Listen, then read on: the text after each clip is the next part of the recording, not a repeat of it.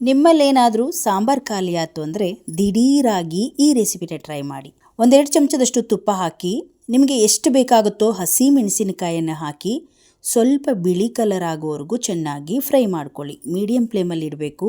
ಅದು ಕರಕಲಾಗಬಾರ್ದು, ಬಿಳಿ ಕಲರ್ ಆಗಬೇಕು. ಈಗ ನೋಡಿ ಚೆನ್ನಾಗಿ ಫ್ರೈ ಆಗಿದೆ. ಈಗ ನಾವು ಒಂದು ಅರ್ಧ ಚಮಚ ಇಂಗನ್ನು, ಪುಡಿ ಇಂಗು ಅಥವಾ ಗಟ್ಟಿ ಇಂಗನ್ನು ನೆನೆಸ್ಬಿಟ್ಟು ಆ ರಸವನ್ನು ಹಾಕ್ತಾಯಿದ್ದೀನಿ. ಈಗ ಅರ್ಧ ಚಮಚದಷ್ಟು ನಿಂಬೆಹಣ್ಣಿನ ರಸವನ್ನು ಹಾಕಿ ಮತ್ತೆ 1 ನಿಮಿಷಗಳ ಕಾಲ ಇದನ್ನು ಚೆನ್ನಾಗಿ ಫ್ರೈ ಮಾಡಿಕೊಳ್ಬೇಕು.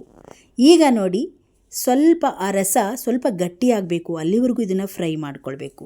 ನಿಂಬೆಹಣ್ಣಿನ ರಸ ಮತ್ತು ಇಂಗು ಒಟ್ಟಿಗೆ ಸೇರಿರೋದ್ರಿಂದ ಸ್ವಲ್ಪ ಕೂಡ ಖಾರ ಇರುವುದಿಲ್ಲ. ಈಗ ಇದು ರೆಡಿ ಇದೆ. ಬಿಸಿ ಬಿಸಿ ಅನ್ನ ತಗೊಳ್ಳಿ, 1-2 ಮೆಣಸಿನಕಾಯಿ ಹಾಗೆ ಮತ್ತೆ ಸ್ವಲ್ಪ ತುಪ್ಪವನ್ನು ಹಾಕಿ ಮೆಣಸಿನಕಾಯಿಯನ್ನು ಅನ್ನದಲ್ಲಿ ಕಲಿಸಿ ತಿಂತಾ ಇದ್ದರೆ ಮಸ್ತಾಗಿರುತ್ತೆ. ಒಮ್ಮೆ ಟ್ರೈ ಮಾಡಿ.